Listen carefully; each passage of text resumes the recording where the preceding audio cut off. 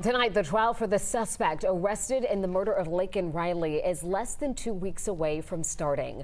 The nursing student was killed in February while out for a run on UGA's campus. Today, attorneys for the suspect, Jose Ibarra, returned to court over crucial evidence in the case. Joe Hinkie is live in Athens tonight. So, Joe, what did the judge say, or did that judge make any rulings so far on the evidence? Jennifer, when it comes to fingerprints, DNA, and cell phone data, all evidence that could be crucial to the state's case at trial, the judge listened inside the courthouse behind me today, but he did not issue any rulings today, meaning with this trial scheduled to begin later this month, in the coming days, we could be receiving some important updates.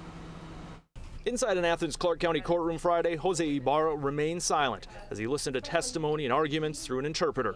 Just kind of outlining the order. Yes, Judge Patrick Haggard began the day hearing arguments over cell phone data in the case. Ibarra's attorneys argue investigators unlawfully collected data from 2 phones. Prosecutors now want to use parts of that data as evidence at trial. Prosecutor Sheila Ross pushed back, saying an FBI agent and other investigators legally gathered the evidence with search warrants.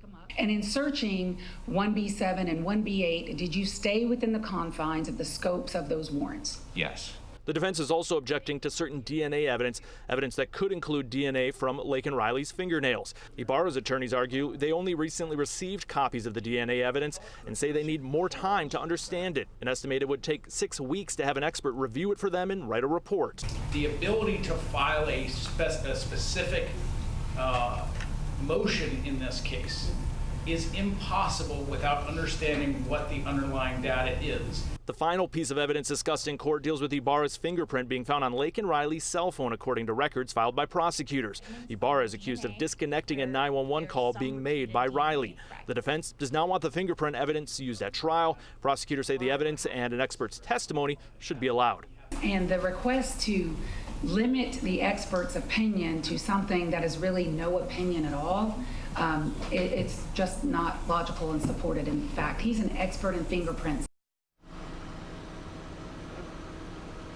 Again, in court today, the judge did not issue any ruling and did not say if he would be limiting any evidence for this case, meaning with the trial only 12 days away, we could be receiving some important updates in the coming days. One important thing he did say, he does not intend on pushing back the start of this trial. So as of right now, we do expect it to start on November 13th. Reporting in Athens tonight, I'm Joe Hinkie, 11 Alive News. All right, Joe, thank you. And you can watch today's hearing right now on 11 Alive Plus.